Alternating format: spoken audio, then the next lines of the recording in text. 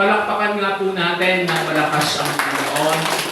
Salamat po kina Brother Erwin, kina Sister Jenilyn, at sa mga kapatid po natin nagsisikap at nagpapatuloy. Salamat din kay Nanay Lilia, kahit nag-iisa, ay nagtutuloy pa rin sa gawain po ng Panginoon. Salamat po sa ating pong lahat, mga kapatid.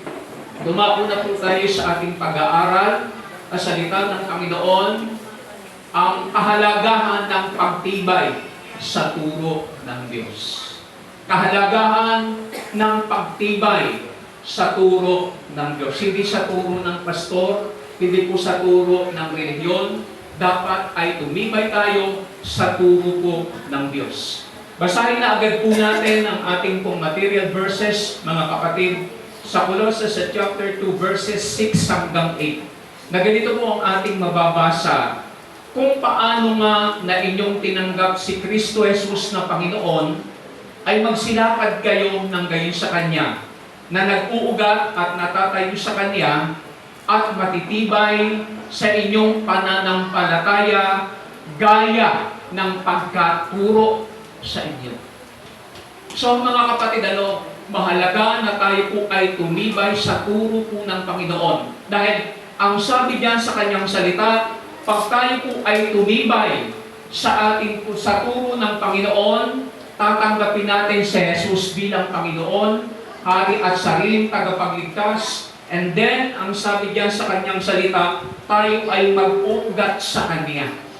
Yung sinasalita, mga kapatid, nag-uugat ay lalalim tayo sa Panginoon. Ang sabi diyan sa Kanyang salita, na nag-uugat at nakatayo sa Kanya. Pag ang turo ng Diyos, mga kapatid, ang ating pong pakikinggan, uunawain, tatanggapin, ipapamuhay, tatanggapin natin si Jesus, tayo ay lalalim sa Kanya. At tayo po, mga kapatid, ay nakatayo sa Panginoon. Hindi po sa relihiyon, hindi sa pastor, kundi tayo ay nakapundasyon doon sa tiyak na pundasyon. Si Kristo po yun. 1 Corinthians chapter 3 sa verse 11. Si Kristo, yung firm and sure foundation. Ang Panginoong Kristo ang matibay at tiyak na pundasyon. Kaya dapat tayo, mga kapatid, ay nakatayo sa Kanya na matibay sa inyong pananampalataya. Mahirap tumibay sa pananampalataya kung walang turo, kung walang aral tayong na-absorb, kung wala pong aral ng Panginoon na nagpipenetrate sa ating pong kaluluwa. Sabi diyan, at matitibay sa inyong pananampalataya gaya ng pagkaturo sa inyo. Mahalaga yung turo, mga kapatid ng Diyos. Hindi po yung pastor, hindi po yung pangalan ng ating samahan, hindi po ang bilang natin ang mahalaga. Ang mahalaga po, mga kapatid, yung itinuturo sa atin. Yung itinuturo sa atin ng salita po ng Panginoon. Sabi diyan sa Kanyang salita, gaya ng pagkaturo sa inyo. Hindi tayo kagaya dati, wala tayong turo. Basta ang ating ugali, mga kapatid, tradisyon, papasok tayo sa simbahan, lalabas tayo na walang nangyayari. Bakit? Dahil walang turo. Walang nag-a-absorb na turo sa ating pong kaluluwa na sumasagana sa pagpapasalamat. Bakit mahalaga ang pagtibay natin sa turo ng Panginoon? Kaya't magsipag-ingat kayo. Kayo'y magsipag-ingat, baka sa inyo'y may bumihag sa pamamagitan ng filosofiya at walang kabuluhang pandaraya ayon sa salit-sabi ng mga tao. Yung pong sinasabi ng tao, mga kapatid, sabi diyan, ayon sa salit-saling sabi, yung sinasabi kasi na salit-saling. Yung pong pinaniniwalaan ng tao, sinasalita ng tao, sumasalit ito, nagtatransfer ito from generation to generation. Kaya sa salita ng Panginoon, sabi niya, sa pamamagitan ng filosofiya at walang kabuluhang pandaraya, ayon sa salit-sabi ng mga tao, ayon sa pasimurang aral ng sanlibutan. Mayroong pasimulang aral ang sanlibutan, at yung aral ng sanlibutan ay hindi ayon kay Kristo. Mahalaga, mga kapatid, yung ating pagkatuto sa aral na ayon kay Kristo. Mahalaga po yung pagtibay natin. Okay, mga kapatid. Yung synonym po o katumbas na salita, mga kapatid, ng turo aral. Yung aral ng salita ng Diyos. May aral din ang sanlibutan. May aral din ang demonyo.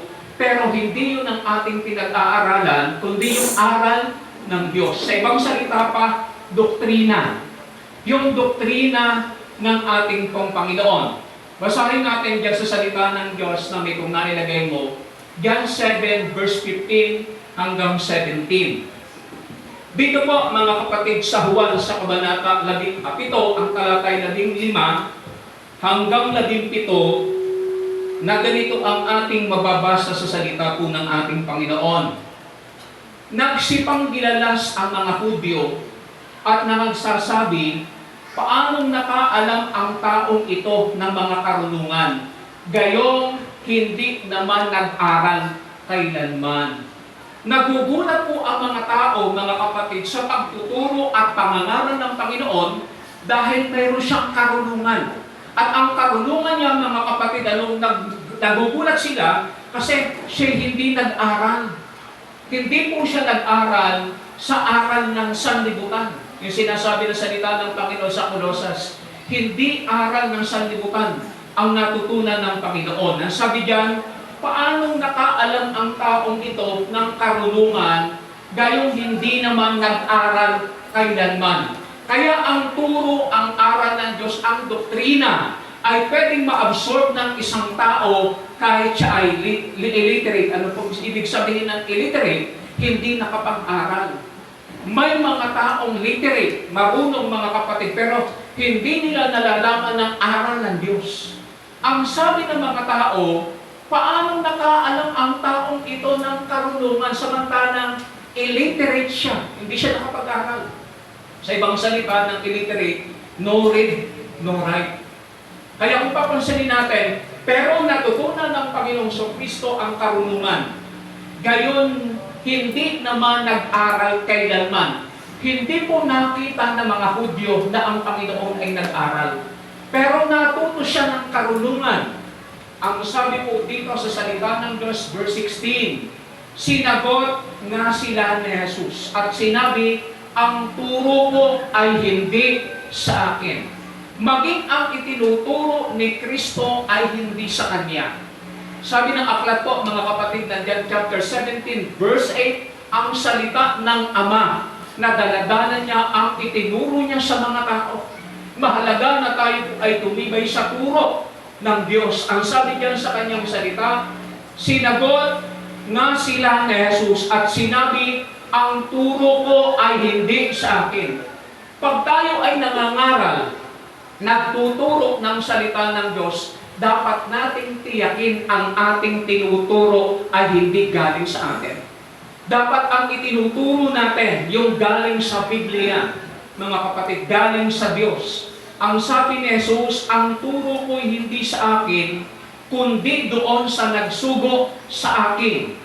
Kung ang sino mang tao ay nag-iibig gumawa ng kanyang kalooban, yung turo ng Diyos, mga kapatid, ay nagtuturo sa atin ng kalooban ng Diyos.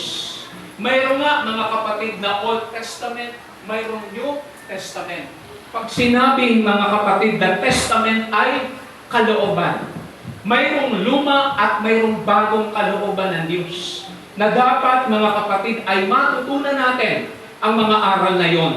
Ang turo ko ay hindi sa akin, kundi doon sa nagsubok sa akin. Kung ang sino mang tao ay nag-iibig gumawa ng kanyang kalooban, ay makikilala niya ang turo. Bago tayo makakilala sa Diyos, ang kailangan natin makilala ay ang turo, hindi ang Diyos.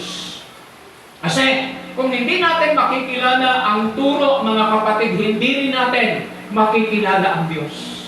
Ang napakahalagang makilala natin ay ang turo, at ang turo ni Kristo ay hindi galing sa Kanya. Sa church natin, mga kapatid, sinisikap ng bawat isa po sa atin na ang ating ipapangaral, na ang ating ituturo ay hindi galing sa pastor, hindi galing sa tao. Galing ito sa Diyos na hinuhugot natin sa Biblia. Sabi sa salita ng Panginoon, kung ang sino mang tao ay nag-iibig gumawa ng kanyang kalooban, ay makikilala niya ang turo. Napakahalagang makilala natin ang turo. Kasi may turong galing sa sanlibutan, may turong galing sa demonyo. Pero ang dapat nating makilala ay ang turo ng Ama sa pamamagitan ng Panginoong Kristo. O kung ako'y nagsasalita ng mula sa aking sarili. Alam niyo po, si Kibuloy, hindi naman siya gumagamit ng Biblia. Ang ginagamit niya, mga kapatid, yung sinasabi daw sa kanya ng Ama. Pero, mga kapatid, napakamapanganib doon. Dapat ang ating pong kukunin ay ang aral ng Diyos na nasa Biblia. Sabi diyan, kung ang sino mang tao ay nag-iibig gumawa ng kanyang kalooban. Kaya, mahirap gawin ang kalooban ng Diyos hanggat hindi tayo natuturuan. Yung sinabi kanina, mga kapatid, sa Bible reading, ang pagkatuto ay dapat nag-uumpisa sa sanggol pa lang. Bata pa lang tinuturuan. Bata pa lang tinuturuan na dapat tayo ng Biblia. Kaya sabi ng salita ng Panginoon, train up the child and the way they should go. Dapat ang mga bata tinuturuan agad ng salita ng Diyos. Kaya po, mga kapatid, yun po ang kalooban ng Panginoon. Kaya sabi diyan sa kanyang salita, turo, dahil pag nakilala natin ang turo, makikilala natin ang Diyos. Kaya kapag ang ating pong na-absorb baling turo, mali ang ating pagkakilala.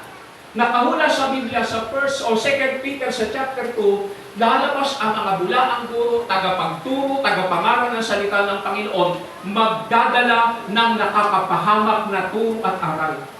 Kaya dapat tumibay tayo sa aral po ng Panginoon. Okay, mga kapatid, basahin natin ang itong nailagay mo, John 17 verse 3. Dito sa salita ng Panginoon, bakit mahalagang makilala natin ang turo? Sabi diyan, at ito ang buhay na walang hanggan. Yung pagkakilala natin sa turo, dito nakadepende ang ating kaligtasan. Ang sabi diyan sa kanyang salita, at ito ang buhay na walang hanggan, na ikaw ay makilala nila na iisang Diyos. Papaano natin makikilala yung nag-iisang Diyos sa pamamagitan ng turo? Ang sabi ng Iglesia ni Cristo, kung si Kristo ay Diyos, di dalawa na pala ang Diyos. Yun ang sinasabi ng Biblia eh. Kaya po si Kristo sa kanila, hindi Diyos. Dahil ang sabi dito sa kanyang salita, mga kapatido, ito ang buhay na walang hanggan, na ikaw ay makilala nila na iisang Diyos na tunay. Itinuturo ng Biblia yung nag-iisang Diyos na tunay. Yung sinasabi diyang nag-iisang Diyos na tunay, yung Diyos Ama yan. And then, ang Panginoong Kristo, mga kapatid, siya'y Diyos din na dapat nating makilala. Hindi natatapos sa pagkakilala sa Diyos na tunay.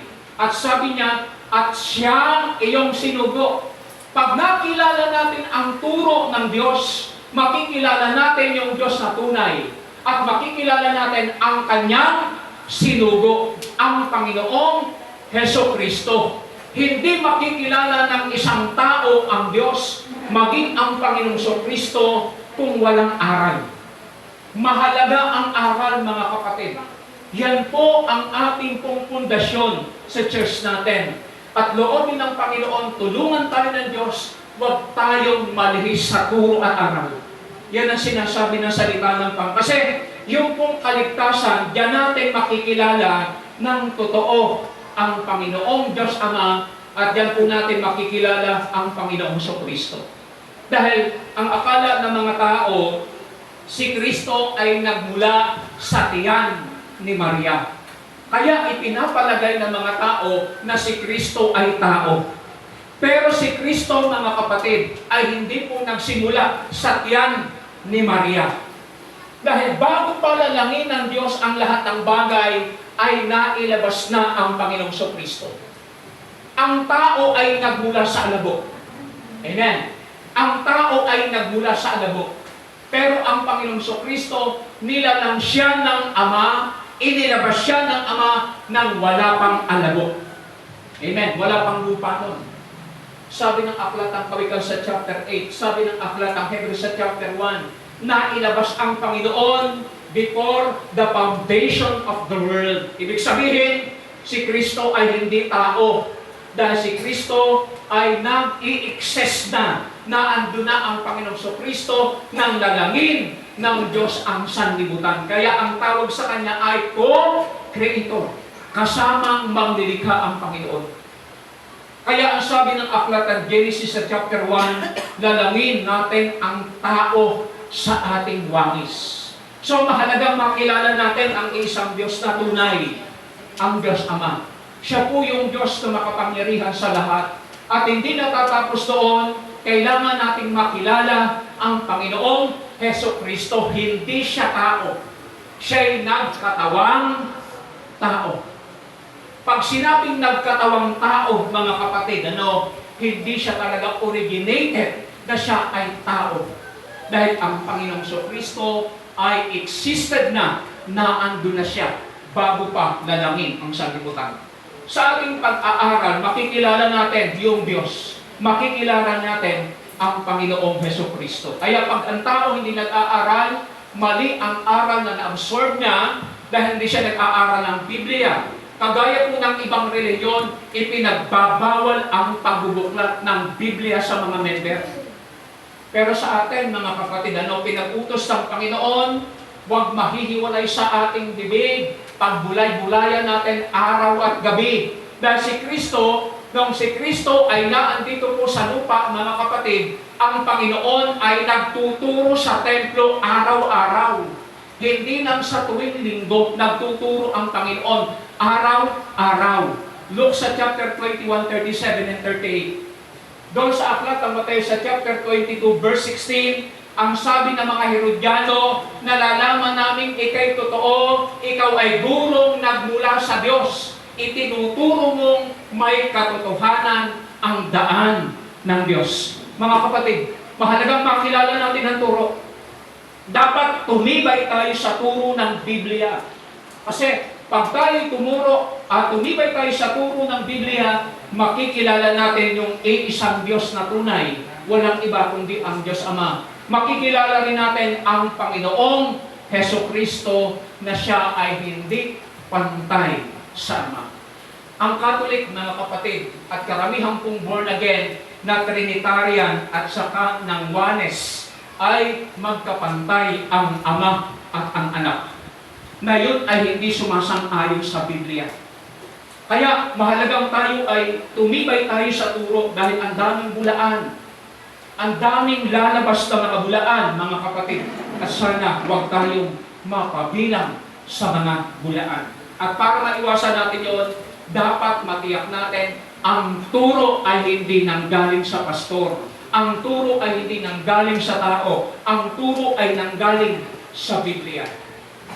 Kung nailagay mo dyan, 1 Corinthians chapter 1, verse 18. Ganito ang sinasabi ng salita ng Diyos. Sapagkat ang salita ng krus ay kamangmangan sa kanila na napapahamak. Sa mga taong hindi mo maliligtas, walang kwenta ang salita ng Diyos. Kabulaanan, foolishness ang mag-aral ng Biblia. Kamangmangan ang mag-aral ng Biblia. Pag ganon ang mindset ng tao, pag ganon mga kapatid ang kaisipan ng tao, share ko na ang tao sa kapahamakan. Sigurado na ang tao sa kamatayan. Sabi ng salita ng Panginoon, sapagkat ang salita ng krus ay kamangmangan sa kanila na napapahamak. Kaya tayo napakahalaga sa atin ng Biblia. Napakahalaga sa atin ng aral ng Diyos. Kagaya na sinabi ni Job sa chapter 23, verse 11 and 12, pinapahalagahan niya ang aral ng Diyos ng higit kaysa pagkain kailangan niya. Pero tayo, pag sumubra na ang oras ng ating pag-aaral at nagugutom na tayo, nagre-react na tayo. Nagsasarado na ang ating kaisipan, mga kapatid. Hindi na natin matanggap yung salita ng Diyos.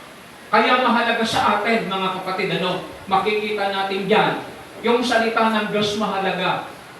Mas mahalaga pa ito sa pagkain, mas mahalaga pa ito sa pera. Kasi kung hindi natin pahahalagahan ang aral ng Diyos, Kung hindi natin pahahalagahan ang aral ng Diyos, mga kapatid, sabi diyan, ito'y kamangmangan sa kanila na napapahamak. Kaya alam niyo po yung mga taong nag-iisip na walang pantayang pagbibibliya, walang kasaysayan yung pagbasa at yung pagsunod sa salita ng Diyos. Mga kapatid, mapapahamak ang kaluluwang iyon. Sana'y ma-avoid natin, maiwasan po natin yan. Sabi niya, ngunit ito'y kapangyarihan ng Diyos sa atin na maliligtas. Ang turo ay kapangyarihan ng Diyos.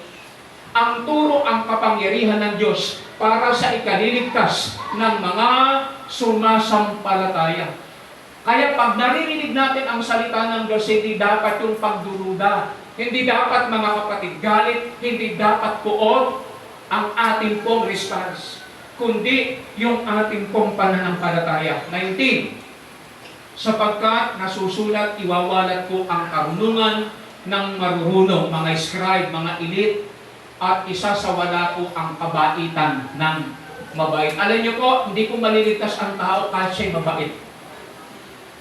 Kahit napakabait mo pa, hindi ka pa rin maliligtas kung walang aral at turo ng Diyos. Mahalaga ang turo ng Diyos, mga kapatid. Okay.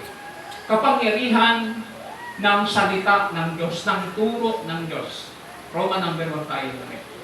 Kapangyarihan ng turo ng Diyos sa Biblia. Ang turo ng Diyos nasa Biblia, mga kapatid. Kaya huwag mahihiwalay sa atin ang Biblia. Yung pong Biblia, mga kapatid, na ating pong napapag-aralan, yan po ay kapahamakan sa mga taong hindi nagpapahalaga. Pero ito ay kapangyarihan sa atin, mga kapatid, na maliligtas. Una, makikita po natin dyan, yung pong salita ng Diyos, yung turo ng salita ng Diyos. 2 Corinthians chapter 10 verses 3 and 4. Ganito ang ating mababasa sa salita po ng Panginoon. Ang sabi dito sa kanyang salita hanggang 5, sapagkat bagamat kami ay nagsisinakad sa laman, ay hindi kami nakikipagbakang ayon sa laman, sapagkat ang sandata ng aming pakikipaglaban ay hindi ukol sa laman, kundi sa harapan ng Diyos ay may kapangyarihang gumiba ng utak. Alam niyo po, mga kapatid, yung pong salita ng Diyos ay may kapangyarihang gumiba, masigit pa, mga kapatid, yung sa missile. Ang salita ng Diyos ay may kapangyarihang gumiba. Ano ang ginigiba sa tao? Yung maling haka at akala. May sinasabi dito, mga kapatid, sa verse 4. Sabi diyan, verse 5, na gumigiba, na siyang gumigiba ng maling haka. Ano yung maling haka? Maling akala ng tao. Pero ang kasabihan, maraming nagkakamali sa akala. Alam niyo po, yung pong salita ng Diyos, mga kapatid, ay gumigiba. Pag sinabing gumigiba, ay nagpapabulaan. Ano po? Nagpapasinungaling sa mga haka at akala ng tao. Kaya nga ang sabi doon sa salita ng Panginoon, lalo po yung sa mga scientists, sabi niya, iwinawalat niya, mga kapatid, ang karurungan ng mga mababait at matatalino. Yung mga elite, lalo po ang mga scientists. Karamihan pong scientists hindi po naniniwala sa Diyos. Alam niyo po, mga kapatid, mayroon po kasing theory na ang mundo raw ay nagmula sa Big Bang. Hindi ko masyado ito, mga kapatid, pinag-aralan ang Big Bang. Pero yung kung naintindihan ko, ang mundo raw, mga kapatid, ay nagmula sa isang bagay na sumabog. Ano po? Sumabog at ito ay naging sanlibutan. Ang tawag ay Big Bang Theory. Pero nga pelikula niya nakita ko, mga kapatid, sa YouTube. Big Bang Theory. Mga kapatid, ang mundo raw ay nagmula sa aksidente. Biglang sumabog, mga kapatid, at naging sanlibutan, naging mundo. Alam natin, sa Biblia, hindi po, mga kapatid, yun totoo. Ang sanlibutan ay nilalang at nilikha po ito ng Diyos. Makikita natin, daanan ko lang ito, mga kapatid, namin nailagay mo ba dyan? Genesis chapter 1. Ang sabi sa salita ng Panginoon, nang pasimula nilikha ng Diyos ang langit at lupa. Makikita natin, ang unang nilalang ng Diyos, langit at lupa. Sabi diyan, at ang lupa ay walang anyo at walang laman. Yung lupa, formless. Sabi diyan, at ang kadiliman ay sumasa ibabaw ng kalaliman, at ang Espiritu ng Diyos ay nasa ibabaw ng tubig. Naandun silang tatlo. Naandun yung Ama, naandun yung Anak, at naandun ang Espiritu ng Diyos. So mga kapatid, sila ay mga co-creator. Sila po ang lumalang. Yan ang sabi ng salita ng Panginoon. Sinabi ng Diyos magkaroon ng liwanag. Yung liwanag, mga kapatid, ang unang nilalang ng Diyos pagkatapos lalangin ang langit at lupa. Ang sabi diyan sa kanyang salita, at nakita ng Diyos na ang liwanag ay mabuti. Inihiwalay ng Diyos ang liwanag sa kadiliman, kaya may gabi at araw. Hindi kagaya, mga kapatid, ng textbook sa elementary. Yung buwan daw, mga kapatid, nasa lupa tinatangay ng aso. Yun po, mga kapatid, ay turi ng mga marurunong. Pero yan ay pinapabulaanan po ng Biblia. Makikita natin, basahin na lang natin, lahat ng bagay, pati tao, nilalang ng Diyos. Kaya hindi totoo yung Big Bang Theory na ang mundo ay nagmula sa aksidente. Mayroong lumika, ang Diyos ang lumika. Mga kapatid. Okay, next na tayo namin. Bilisan ko, medyo mahaba po ito. Ang tao ay nanggaling daw sa unggoy. Kahit ganito ako kapangit, mga kapatid, di ako maniniwala at papayag nang galing ako sa unggoy. Ang tawag, evolution. Pag sinabing evolution, mga kapatid, dapat wala ng unggoy. Pero nga akong narinig, kung tayo ay galing doon sa unggoy, bakit may taong mukhang kabayo? Tama nga naman. Kung galing sa unggoy, bakit may taong kamukhang kabayo? Kaya sa salita ng Panginoon, mga kapatid, ang sabi nila, lalo po itong si Charles Darwin, sa science pinag-aaralan ito, evolution of man. Matatalino po yan, mga kapatid, ang tao raw galing sa unggoy, hindi po totoo yan. Huwag tayong maniniwala, mga kapatid, galing tayo sa unggoy. Tayo ay nilalang ng Diyos. Pang-tatlo, mga kapatid, letter C, yung pong purgatorio. Mayroon pong kasabihan, mga kapatid, sa reliyon, mayroon daw pong tatlong bagay o tatlong lugar na pwede pong puntahan ng tao. Sa langit, sa purgatorio. Purgatorio daw ay nasa middle ng hell at saka heaven. Nasa pagitan daw, mga kapatid, ng langit at lupa ang purgatorio. Hindi po totoo yan. Wala pong purgatorio sa Biblia, mga kapatid. Kaya nga, diyan yumaman ang Katoliko. Kaya diyan yumaman ang Roma. Yun ang sinasabi, mga kapatid, ng Revelation sa chapter 18, verse 19. Chapter 19, makikita natin. Sa chapter 20, hinatulan sila dahil pati kaluluwa nininegosyo nila. Yung dilihensya o indulihensya pag ang tao namatay na nasa purgatorio, magpapamisa ka lang, lalo pag espesyal, nilipat na agad sa langit. Which is not teaching of Christ. Makikita natin sa Luke sa chapter 16, sa pagitan ng langit at ng impyerno ay isang mayroong malaking bangin.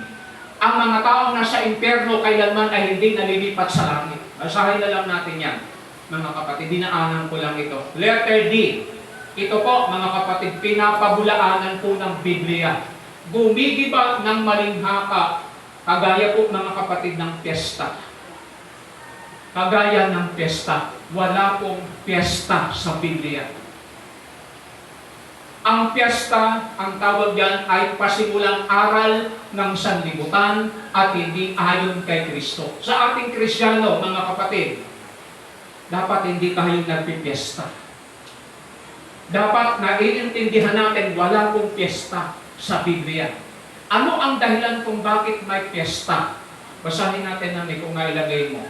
Acts chapter 15, 27 hanggang 29.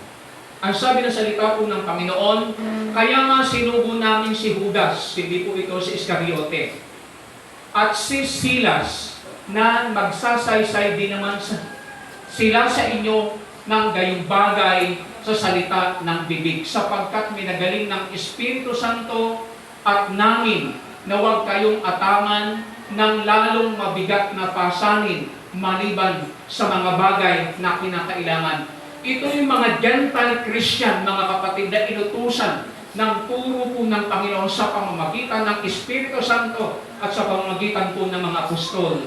Nang sabi diyan na kayo'y magsiilag sa bagay na inihain sa Diyos, Diyosan. Alam niyo po mga kapatid kung bakit may piyesta? Dahil sa Diyos, Diyosan. Kung bakit nagpe-piyesta? Dahil sa patron. Katsana kami, Brother Erwin, ng isang araw, Martes, sa San Isidro. Sabi ni Kaysani, Pastor, baka pakainin kayo, piyesta sa San Isidro. Bakit may piyesta? Dahil kay San Isidro. Mga kapatid, ang sabi ng salita ng Panginoon, at yan po ay pinaghahandaan ng tao. Pinaghahandaan ng tao yan. Ang sabi ng salita ng Panginoon, dapat tayong Kristiyano, magsiilag na tayo sa mga inihain sa Diyos, Diyosan, sa pagkain sa piyesta. Bakit, mga kapatid? Sabi ng salita ng Panginoon, basahin natin, hindi ko na ipalagay, 1 Corinthians chapter 10, verse 20. Ang inihain po, mga kapatid, sa Diyos-Diyosan ay hindi sa Diyos. Sabi ng salita ng Panginoon sa aklat ng 1 Corinthians sa chapter 10, verse 20. Subalit sinasabi ko na ang bagay na inihain ng mga hintil ay kanilang inihain sa demonyo at hindi sa Diyos. Kung bakit naghahanda po sa piyesta, dahil po sa patron, dahil sa Diyos-Diyosan, yan ay handog nila, hindi sa Diyos. Kaya tayong Kristiyano, mga kapatid, pinapailag tayo ng Diyos yan. Naalala ko, mga kapatid, nakaraan, nasa San Jose tayo ng Kaysani. Nagpa-child dedicate yung isang kapatiran, isinabay mga kapatid sa piyesta. Alam niyo po ang ginawa, mga kapatid, pag-uwi namin, pinadala kami ng pagkain. Para hindi naman ma-oped yung nagbigay, mga kapatid, dinala namin, itinapon namin sa dagat. Dahil hindi po, mga kapatid, nararapat sa atin na tayo ay kumain sa inihain sa Diyos-Diyosan. Bakit, mga kapatid, Dahil yan po ay sa demonyo. Hindi yan sa Diyos. Alala ko yung isang pastor. Wala naman po ako doon, mga kapatid, sa atin. Yung pastor galing sa piyestahan, nag-preach po, mga kapatid, ng linggo. Habang nagbibigay po siya ng homily, mga kapatid, biglang sumakit ang tiyan niya. Yung pala kumansa sa piyestahan. Yung sinugod sa ospital, hindi natapos yung sermon. Kaya kung papansinin natin, ito, mga kapatid, ay dapat natin pong ilagan. Dapat nating ilagan, huwag tayong kakain. Yan ang aral po ng Diyos. Sabi ng salita po ng Panginoon, makikita natin, ulitin po natin, verse 20, subalit sinabi ko na ang mga bagay na inihain ng mga hintil ay kanilang inihain sa demonyo at hindi sa Diyos. At hindi ko ibig na kayo'y magkaroon ng pakikipagkaisa sa demonyo. Mga kapatid, alam ko, napakarami kong piyestahan ngayon. Kung tayo Kristiyano, sana huwag tayong naghahanda. Pero kung tayo hindi naghahanda, tayo ipakainin ng ibang naghanda, huwag tayong kumain. Kasi yan ay pinagbabawal po sa atin. Sabi diyan, magsiilag sa mga bagay na inihangin sa Diyos-Diyosan at dugo. Nakita ko si Dylan ng isang araw. Bumibili ng barbecue. Sabi ko, Dylan, pahingi nga ako ng binibili mo. Nasaan si Dylan? Nakita ko, mga kapatid, dugo yung iniihaw. Hindi dapat tayo kumakain ng dugo, mga kapatid. Ang pagkain ng dugo ay kasalanan sa Diyos. Kaya dito sa salita ng Diyos, siguro mga kapatid, alam ni Dylan yun. Ngayon, ituturo natin sa atin, mga kapatid, huwag tayong kakain na inihanda po sa piyestahan. Hindi dapat tayo kumakain ng dugo at saka yung piligte, yung balot. Kasi pati po ang hayop, mga kapatid, na hindi po lumabas ang dugo. Paano yung pastor, yung isda, hindi lumabas ang dugo nun? Kaya po sa salita ng Diyos, makikita natin sa kanyang salita, alam natin yung isda, pag tinanggalan mo ng hasang, lumalabas ang dugo niyan. Hindi po pagkain, mga kapatid, ang dugo. And then, sabi diyan, yung mga binigte, yung balot, hindi po dapat tayo kumakain diyan.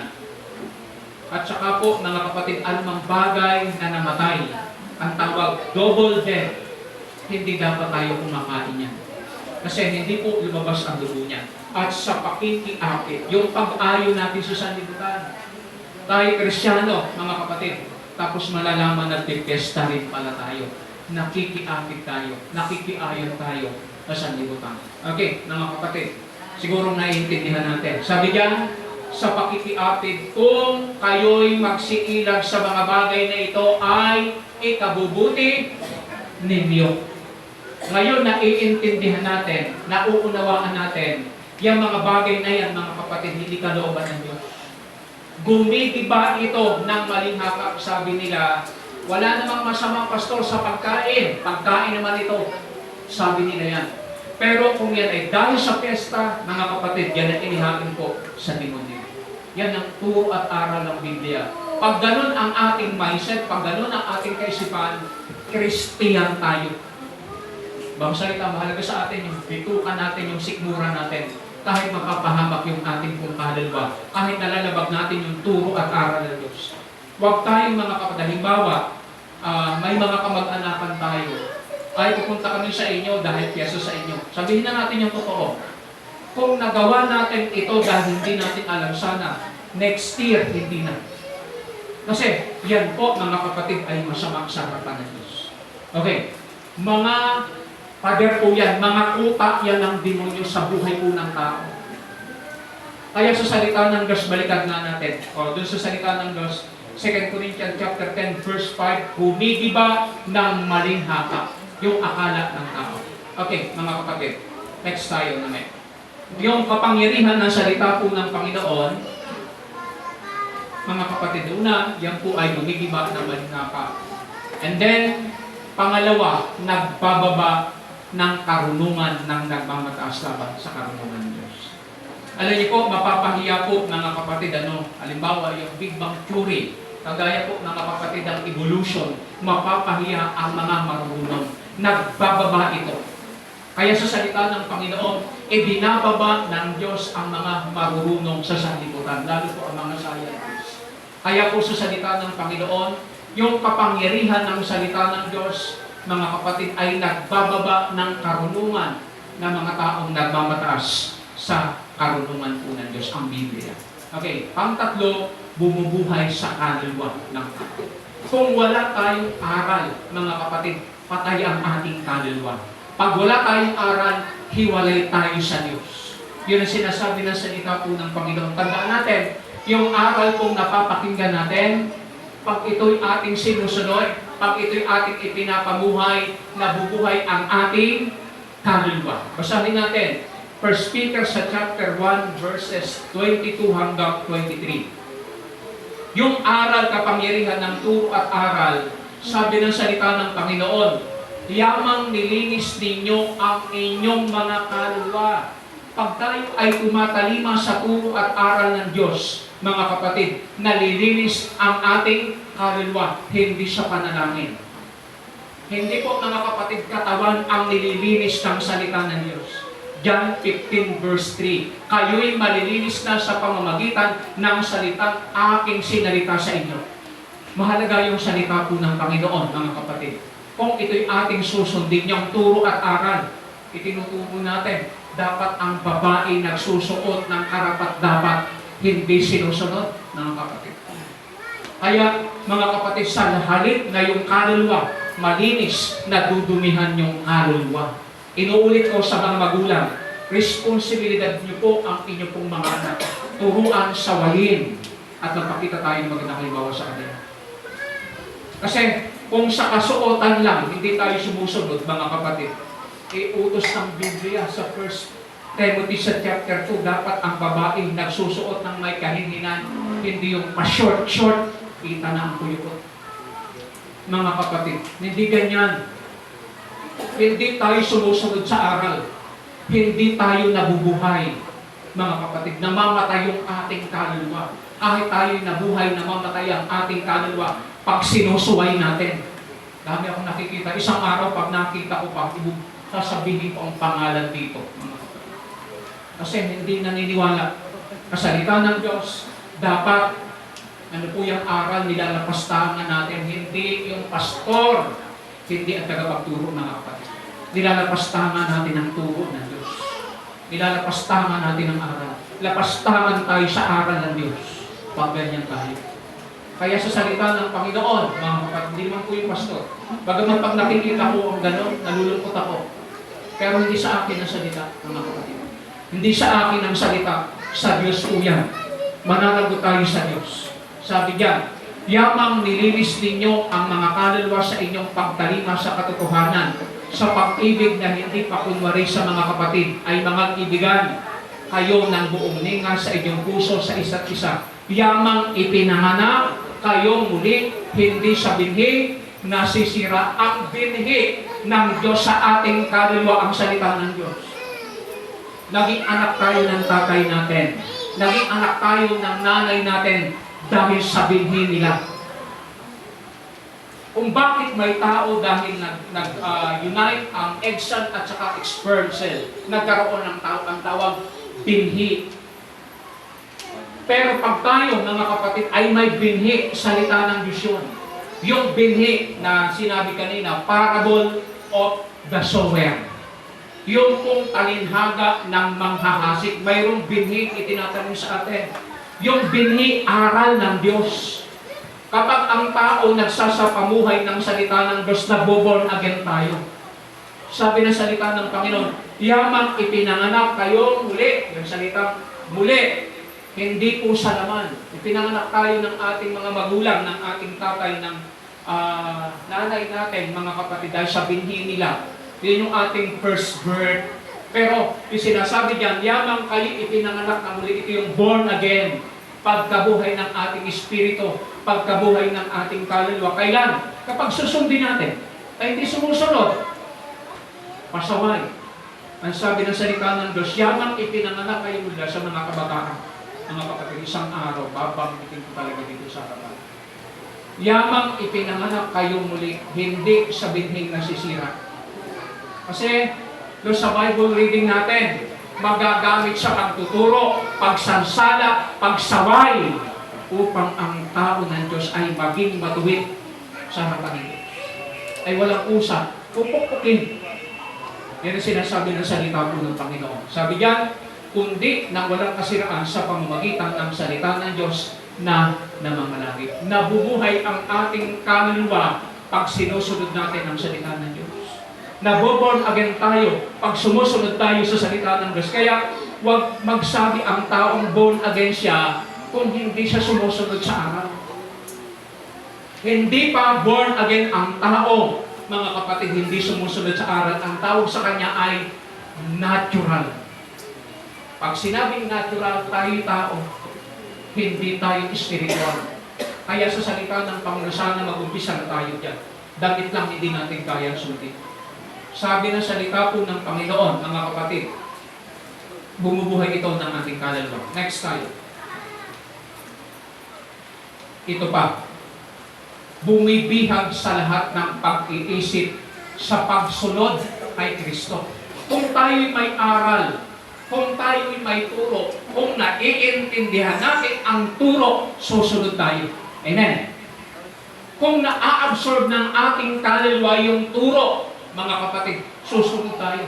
Sabi niya, at ang aral ng Diyos ay bumibihag sa lahat ng pag-iisip sa pagtalima kay Kristo. Hanggat hindi captured ng Diyos sa kanyang aral ang ating isip, madilim ang ating kaisipan. Hindi tayo susunod. Salamat kay Kuya John. Sabi ni Kuya John, Pastor, hindi na kami magluluto mamayang gabi para kami ay makadalo. Yan ay pagsunod natin sa Diyos. Dahil sabi ng salita ng Diyos, mangiling tayo sa araw ng Sabat. Dapat naglalaan talaga tayo ng panahon para sa ating kaluluwa. Pagsunod yan, hindi sa pastor, hindi po sa akin. Dapat tayong lahat sumunod tayo sa aral ng Diyos, sa turo ng Diyos. Kailan? Pag ito'y nasa isip na natin. Binibihag ang ating pag-iisip. Tandaan natin, ang Espiritu Santo ay hindi nag-uudyok sa atin sa pagsuway. Ang Espiritu Santo ay hindi po nag-uudyok sa atin sa pagsalangsang sa utos ng Diyos. Ang salita ng Diyos ay bumibihag sa lahat ng pag-iisip sa pagsunod kay Kristo. Basahin natin ito. sa aklat mga kapatid ng John chapter 10, verse 9. Yung aral ng Diyos, kinakaptured tayo para tayo sumunod. Sabi diyan sa kanyang salita, bakit tayo kinakailangan sumunod sa Panginoon? Ako ang pintuan, ang sino mang taong pumasok sa akin ay maliligtas. Hindi ito samahan, hindi ito relihiyon. Mali ang konsepto pagkaunawa ng iba. Pag pumasok ka sa relihiyon, maliligtas ka. Pero pag hindi ka sumunod kay Kristo, pasukan mo ang lahat ng relihiyon. Kahit mayaman pa ang iyong relihiyon, kahit marami pa ang iyong relihiyon, hindi tayo maliligtas. Kaya ang aral ng salita ng Diyos bumibihag sa atin, hindi sa pastor tayo susunod. Susunod tayo sa aral ng Diyos. Susunod tayo kay Kristo. Bakit? Siya ang pintuan. At ang sabi diyan, pag tayo pumasok kay Kristo, mga kapatid, ang sino mang taong pumasok sa akin, sumunod kay Kristo ito. Sa aral ni Kristo, siya'y maliligtas at papasok at lalabas at makakasubo ng pastulan. Ang pastulan, mga kapatid, yung masaganang aral ng salita ng Diyos na na-absorb ng ating kaluluwa. Puro at aral yan. Colossians chapter 3, verse 16. Naalala ko, yung encouragement ni Kuya Ryan kay Jose. Sabi niya, doon kayo umaten. Doon sa sambahan namin. Maganda ang aral doon. Tama naman ang sinabi niya. Kaya si Jose, sinadumi na patin dito. Dahil sabi ni Ryan, maganda ang aral sa amin. Di aral ng tao, di aral ng pastor. Ang mahalaga ay ang aral ng Diyos. Dahil ang aral ng Diyos, mga kapatid, itinutulak tayo, binibihag tayo sa pagtalima, hindi sa pastor, hindi sa tao, kundi sa Panginoong Jesucristo. Basta yung aral, mga kapatid, itong natutunan ko, hindi susunod sa Diyos ang walang aral. Hindi tatalima ang isang taong hindi naiintindihan ang turo. Kasi hindi sila mabibihag para tumalima kay Kristo. Ang nagbumotivate sa atin, aral. Ang nag-uundik sa atin, aral. Yung turo ng Diyos. Mga kapatid, kung bakit tayo naglilingkod sa Diyos? Dahil sa aral ng Diyos sa ating naiintindihan. Okay, ito ay bumibihag sa lahat ng pag-iisip sa pagtalima kay Kristo. Okay, next slide. Pang-lima, nagpapalalim ng pakikipagrelasyon sa Diyos. Sabi diyan, gaya ng pagkaturo sa inyo na matitibay sa inyong pananampalataya. Yung aral ng Diyos, mga kapatid, nagpapalalim sa atin. Kaya sa atin, mga kapatid, mas mahaba sa atin ang pag-aaral. Mas marami ang aral dapat na na-absorb ng ating kaluluwa. Dahil yan ang magpapalalim ng ating pananampalataya. Yan ang magpapalalim ng ating pag-ibig at ng ating pag-asa sa Diyos. Kaya mahalaga yung aral. Ang kapangyarihan ng aral ng salita ng Diyos. Ang totoo, mga kapatid, hindi ko masabing malalim na tayo. Siguro, malalim-lalim tayo ng kaunti sa aral. Pero, siguro sa pag-apply, hindi pa tayo ganun. Napakababaw pa natin sa aplikasyon sa pagsasagawa ko ng aral. Alam natin lahat ang aras-aras ng aral, pero hindi pa natin nasasagawa. Pero, ang aral ng Diyos, mga kapatid, magpapalalim ito. Sabi ng salita ng Panginoon, nag-uugat, natatayo sa Kanya, at matitibay sa inyong pananampalataya, gaya ng pagkaturo sa atin. Mga kapatid, mahalaga ang aral. Mahalaga ang turo para lumalim pa tayo sa pananampalataya. Lumalim pa tayo sa pag-ibig, hindi sa sarili, hindi sa sanlibutan, hindi sa material na bagay. Kundi lumalim ang ating pag-ibig sa Diyos at ang ating pag-asa, hindi dito sa lupa. Ang pag-asa natin, nakataan sa langit. Colossians chapter 1, verse 5. Okay, pang-anim, nagpuprotekta sa lahat ng pandaraya at pangliligaw at panglilinglang ng diablo. Kapag tayo may aral, bakod yan. Bakod. Pag may bakod ang isa kong property, hindi basta-basta ito masisira. Protection. Sabi ko nga kay Ryan kahapon, kahit lagyan pa niya ng pader ang bahay niya, ganda kasi ng bahay Yung isang araw daw may pumunta, nakabunit, pilit na binubuksan ang bahay nila. Kasi siguro, ang isip, maraming pera sa loob ng bahay. Kaganda ng bahay. Kina Brother Wilson din, nakikita ko nakabukas lang. Ay, ang ganda ng bahay. Mahalaga yung proteksyon, mga kapatid. Dahil mananakaw ang ating pag-aari. Kung wala tayong proteksyon, kung wala tayong aral, kung walang turong nag-a-absorb sa atin. Hindi tayo kagaya ng ibang church. Pwede kang umaten kahit saan. Sa atin, hindi ganun. Sa Biblia, hindi ganun. Aaten ka kung saan mo gusto. Hindi ganyan ang turo ng Biblia. Kaya sa salita ng Diyos, yung aral ng Diyos, ito ay nagpuprotekta sa atin. Basahin nga natin ito na sa verse 30 ng Ephesians chapter 4. Ang sabi sa salita ng Panginoon, hanggang sa abutin natin ang lahat ng pagkakaisa ng pananampalataya at pagkakilala sa anak ng Diyos. Kung wala tayong aral, hindi mangyayari yan. Impossible, mga kapatid, ma-absorb natin, marating natin yung pagiging Christ-likeness, yung pagiging kagaya ng Panginoon kung wala tayong aral. At ang pagkakilala sa anak ng Diyos hanggang sa lubos sa paglaki ng tao, hanggang sa sukat ng pananampalataya at kapuspusan ni Kristo. Sa verse 14, upang tayo'y wag nang maging mga bata na papahapay dito doon at dinadala tayo ng hangin ng aral. Pag wala tayong aral, makarinig lang tayo ng aral, mga kapatid, napapaayon tayo. Basahin natin sa verse 14.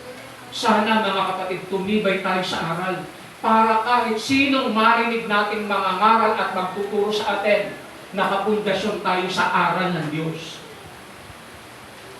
Kasi kapag hindi tayo tumibay sa aral, makarinig lang tayo, mga kapatid, magaling, mahusay, mangaral, malinaw, mangaral, madadaya tayo at maliligaw tayo. Para tayong bata. Kagaya ng sinasabi ng salita po ng pambasahin po natin. Pag tayo ay lumalago na, mga kapatid, kahit sino pang mag-invite sa iyo, salamat sa Panginoon, kay Nanay Lilia. Mayroon pong kapatid yan sa GNC, sa Jesus Miracle Crusade. Pastor, nagyayaya. Ang sabi, mahimala daw po.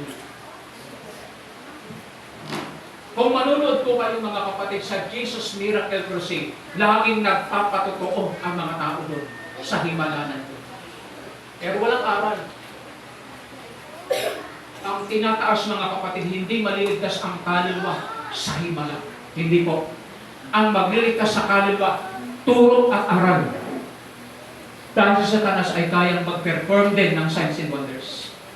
Kaya kung papansinin natin sa salita ng Panginoon sa verse 14, pag tayo ay may aral ng salita ng Diyos, hindi basta-basta tayo madadaya ng mga kapatid at may niligaw. Sabi ng verse 14, upang tayo wag nang maging mga bata pa na napapahapay dito doon at dinadala magkabi-kabila ng hangin ng aral. Alam niyo po, nakakapagtangi sa tao, aral. Aral. Kaya dapat yung aral ng Diyos talaga nakasecure sa ating puso. Ang sabi ni David, Psalms 119 verse 11, ang salita mo'y iningatan ko sa aking puso. Dapat ang aral nagpipenetrate. Ang turo dapat iniingatan natin sa ating puso para lumalabas ito sa ating ugali. Para lumalabas ito sa ating buhay. Sabi ng salita ng Diyos, at dinadala ng magkabi-kabila ng hangin ng aral. Pag hindi tayo matibay sa aral, mga kapatid, madadaya tayo, mahihikaya tayo, kung saan-saan na lang tayo. Wala tayong firmness, wala tayong stability. Kaya po, mga kapatid, napakahalaga. Naalala ko yung sinabi niya ng test. Sabi daw ni Kuya Ed, ang kadibati niya si Ray, di dalawa na pala ang Diyos. Ayun na sabi ng Biblia eh. Si Kristo ay Diyos. Kaya mga kapatid, dapat tayo tumibay sa aral para hindi tayo nadadala. Hindi tayo nahihikayat. Hindi tayo napapahapay. Isa napapahapay tayo. Bakit yung aral ng Diyos hindi talaga tumitimo sa puso natin? Okay, mga kapatid, alam ko naiintindihan natin ito. Bilisan na natin. Sa panglima, mga kapatid, protection, ito. Laban po sa lalang ng kaaway. Number 6, protect. Nagpo-protekta sa lahat ng pandaraya, pangliligaw, panlilinlang ng dyablo. Pag tayo may aral, mga kapatid, kahit si Satanas pa ang mangaral. Alam natin dapat ang aral. Kaya nga ang sabi ni Paul sa Galatia 1 verse 9 and 10, ako'y namamangha, kay dali niyong lumipat sa iba-ibang helyo. Napakadaling mapaniwala ang tao, lalo pag ginagamit salita rin ng Diyos, kung hindi tayo titibay sa aral at turo ng Panginoon. Okay, pang-7, nagtitiyak ng pangako ng Diyos na kaligtasan. Ina-assure sa atin ng turo ng Diyos, ng aral ng Diyos, yung kaligtasan. Kung wala tayong aral, mga kapatid, hindi natin matitiyak ang kaligtasan ng ating kaluluwa. Basahin natin na may Colossians 1 verse 5. Ang itinuturo ng Biblia dahil sa pag-asang natataan para sa inyo sa langit, yung kaligtasan hindi ng katawan. Ang ina-assure, ang tinitiyak ng aral sa atin, hindi po yung security ng ating katawan, yung security ng ating kaluluwa. Nang sabi diyan na nang una inyong narinig sa salita ng katotohanan ng Ebanghelyo, yung turo ni Kristo, yung aral ng Diyos sa pamamagitan ni Kristo. Anong sabi ni Kristo? Ang aking turo ay hindi sa atin. Kaya mga kapatid, ina-assure tayo doon sa kaligtasan ng ating kaluluwa sa pamamagitan ng aral. Kailan? Ito, 21.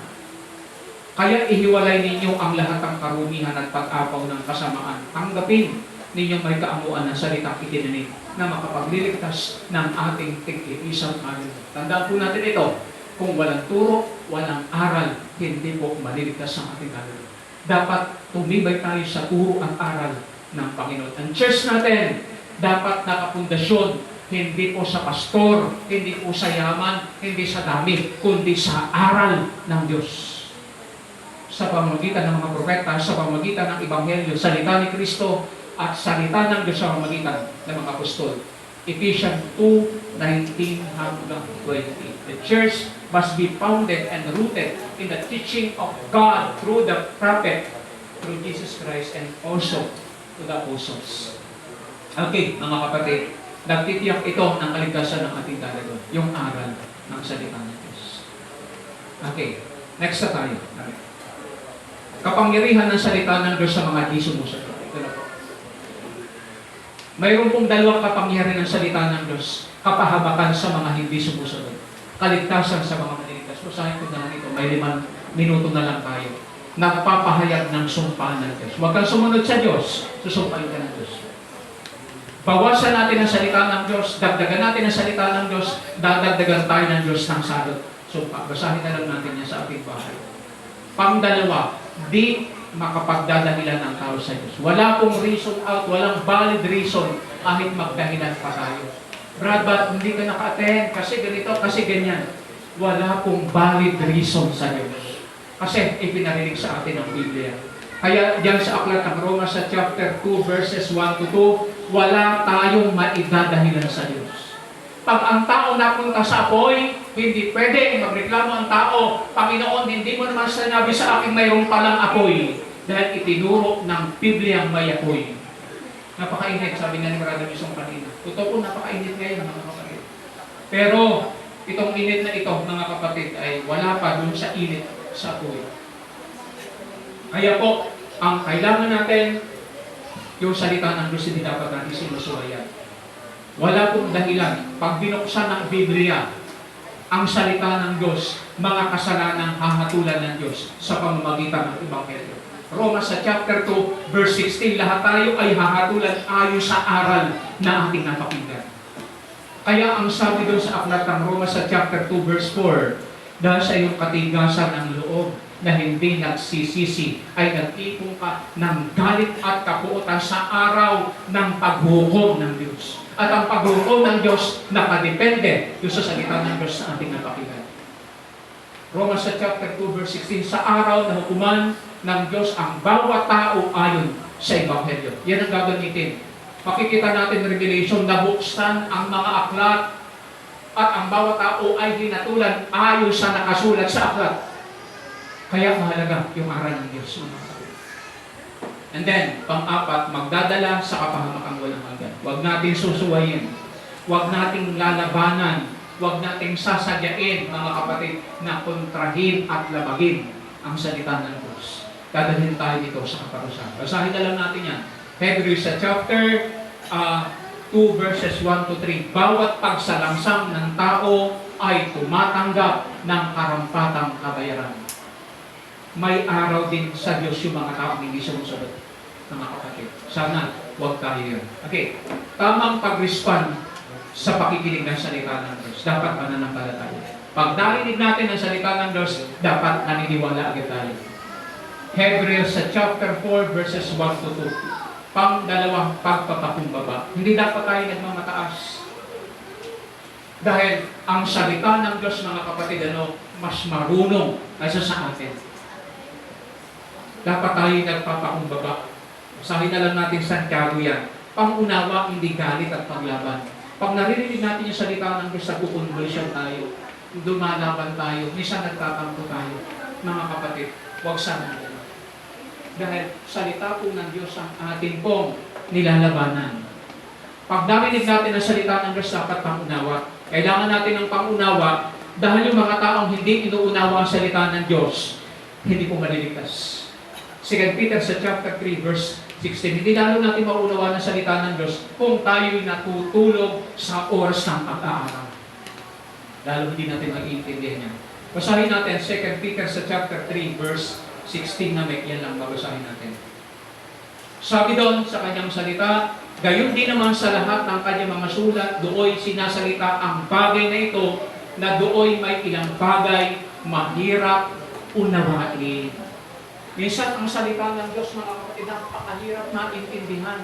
Lalo pag ito'y kontra sa ating kalooban, sabi ng kanta ni Kuya Rick, kalooban ng Diyos ay mahirap maintindihan, lalo ito'y kontra sa iyong sariling kalooban. Minsan nahihirapan tayo umunawa, mga kapatid, dahil nananaig sa atin yung ating damdamin mga tao. Kaya po sa salita ng Panginoon, dapat pang-unawa. Sabi diyan, na dooy may ilang bagay na mahirap unawain na sinisisay ng di nakakaalam, walang tiyaga, gaya rin naman ng kanilang ginagawa sa ibang mga kasulatan sa ikapapahamak din nila. Sirain natin ang salita ng Diyos, mga kapatid. Labanan natin ang salita ng Diyos, sisirain din ng Diyos ang kaluluwa natin. Igiba natin ang templo, gigibayin din tayo ng Diyos. Suwayin natin ang salita ng Diyos, mga kapatid, hindi mo natin ikabubutin. Okay, next slide. Yung pong pang-unawa natin. Alam ko, mga kapatid, masakit ang salita ng Diyos. Marami nagagalit sa pastor.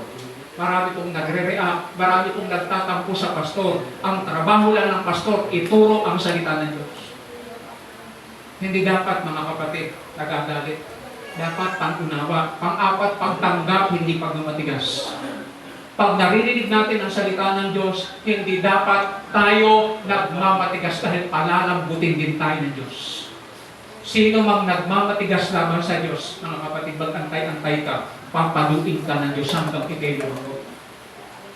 Susumpain ka ng Diyos para ikay lumambot. Disiplinahin ka ng Diyos para ikaw ay lumambot. Dahil walang pwedeng magmatigas sa Diyos. Ecclesiastes chapter 6 verse 10. Hindi tayo pwedeng makipaglaban doon sa mas makapangyarihan sa atin. Tayo ay alamok lang, mga kapatid, wala tayong magagawa laban sa Diyos. Dapat pagtanggap at di pagmamatigas. And then, pinakamahalaga, pagsunod. Pag narinig natin ang salita ng Diyos, sundin po natin ito. Okay, basahin natin ang mayan. 2 Timothy sa chapter 3, verse 10 and 11. Dahil dito, mali ata ang pagkakuha mo natin. Sabi doon, sapagkat sinunod mo ang aking aral, ugali, pananampalataya, pagtitiis, pagpapahinuhod. Basahin nga natin yan. 1 Timothy ata ang nakuha ni Name. Dito sa salita po ng Panginoon, mga kapatid, mababasa natin, babasahin lang natin ng mabilis. 2 Timothy sa chapter 3, sa verse 10. Ngunit sinunod mo ang aking aral, ugali, akala, pananampalataya, pagpapahinuhod, pag-ibig, pagtitiis, mga pag-uusik, mga pagbabata, anumang bagay nangyari sa akin sa Antioquia, sa Iconio, sa Listra, anumang mga pag-uusik ang tiniis ko, lahat ng ito'y iniligtas ako ng Panginoon. Pag tayo susunod, mga kapatid, mararanasan natin ang pagliligtas ng ating Panginoon. Summarization na tayo. Ang paglago ng buhay espiritual ay nakadepende sa ating pag-respond sa salita ng Diyos. Alaga ang aral ng Diyos. Ang paglago natin, nakadepende kung paano natin pinapahalagahan ng aral na ating napapakinggan. Kung ating pong tatanggapin, ipapamuhay, mga kapatid, lalago tayo at titibay tayo para makatiyak tayo ng kaligtasan ng ating kaluluwa. Basahin na lang natin yan. Last verses natin. Luke 6, namin nalagay ko. Luke 6 sa chapter 6:46 hanggang 49. At bakit ninyo ako tinatawag na Panginoon at di nyo ginagawa ang bagay na aking sinasabi? Mga kapatid, ang turo ng Diyos dapat natin ginagawa. Ang taong may karapatan lang tumawag sa Panginoong Hesus, ang mga taong sinusunod nila, ginagawa nila ang sinasalita ng Panginoon. Hindi ang Diyos ang magkikinabang. Hindi ang Diyos ang magbe-benefits pag sinunod natin ang aral ng Diyos. Hindi po ang Diyos. Ito, 7:47. Ang bawat lumalapit sa akin at pinapakinggan ang aking mga salita at ginagawa ay ituturo ko sa inyo kung sino ang katulad. Siya'y tulad ng isang taong nagtayo ng bahay, humukay na pinakamalalim at inilagay ang patibayan sa bato. Diyan po, mga kapatid, sa Green Hills. Diyan po, mga kapatid, Green Hills ba yun? Papuntang Green Hills, mga kapatid, diyan po sa may SM, sa may Robinson. Mayroon pong napakalaki dyan, malapit po sa OWA, mga kapatid. May napakalalim po, mga kapatid, yung balon. Isang araw, mga kapatid, nakita ko, ang lalim ng balon. Dumaan po ako sa overpass. Ang lalim. Pagdaan ko, mga kasunod na buwan, mga kapatid, may nakatayo ng napakataas na building. Ang lalim ng pundasyon.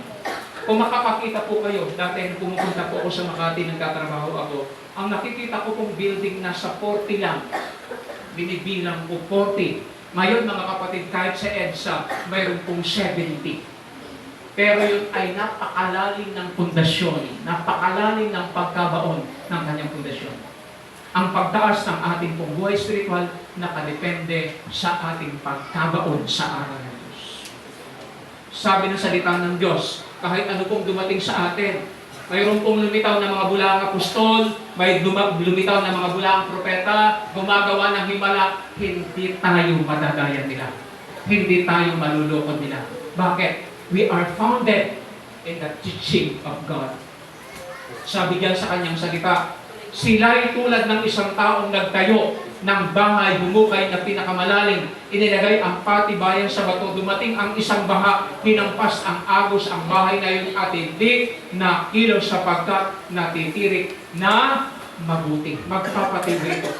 Ang taong nakikinig, sumusunod sa aral ng Diyos, hindi tayo exempted sa negatibo. Pero ito ay magpapatibay sa atin para makayanan natin, malampasan natin, mapagtagumpayan natin ang negatibo, mga kapatid, na ipapahintulot ng Diyos sa atin. At hinampas ng agos ang bahay na yon. At hindi ito, mga kapatid, nagiba sapagkat natitirik na mabuti.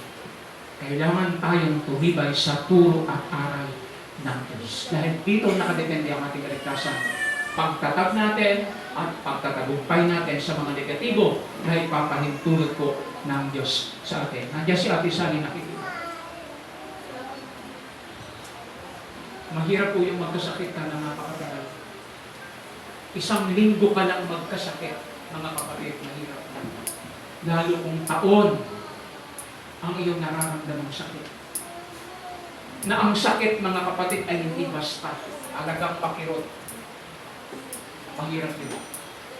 Pero, pag tayo may aral ng salita ng Panginoon, makakayanan natin, malalampasan natin, mapapagtagumpayan natin, at meron tayong confident, meron tayong lakas loob, we can do all things.